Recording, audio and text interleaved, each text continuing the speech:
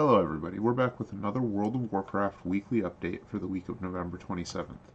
This week is World Quest Bonus Week, meaning a quest will be available in capital cities to do 20 world quests in exchange for 500 war resources.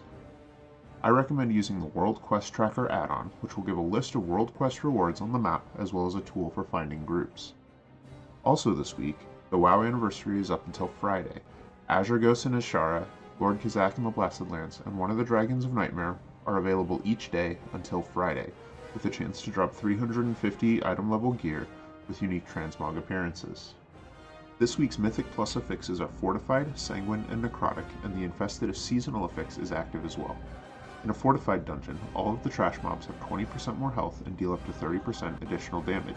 This means you should avoid pulling excessive trash packs, use crowd control and stuns liberally to reduce damage, and focus on high priority targets. Tanks may also need to kite enemies in order to avoid taking too much damage.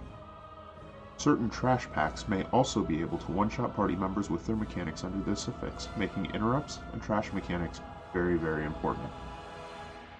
In a Sanguine dungeon, whenever a non-boss enemy dies, a pool of Sanguine Ichor will form at its location, starting at the point it died and expanding.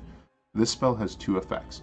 First, enemies standing within the pool of blood will heal for 5% of their health per second, and players standing within the pool of blood will take 15% of their health per second in damage. Tanks must be quick to pull the remaining mobs away from the location of the blood pool, and melee DPS must be cautious to avoid taking too much damage from the expanding blood. It does take several seconds for the Sanguine Ichor to form, so there's plenty of time to react and avoid the damage. Sanguine pools apply their first damage tick immediately, which means that it's important to place the pools in safe locations so that the group may traverse the dungeon without taking a large amount of damage from crossing the pools after combat has ended.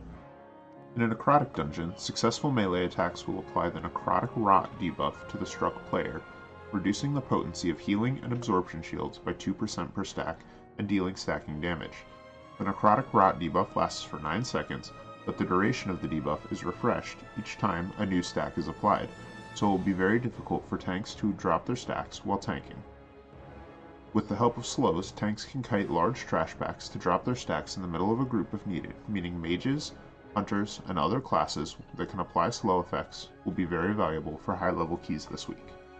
North American Alliance players will have the opportunity to contribute resources to the Warfront this week, meaning that the items for turn-in will be worth more gold, and it's an opportunity for players with crafting professions to earn a little bit extra. On the Horde side, North American players will have the World Zone available, and with it the opportunity to do quests and defeat the World Boss for extra gear and resources. That's all for this week, everybody. Thanks for joining us, and have a great week.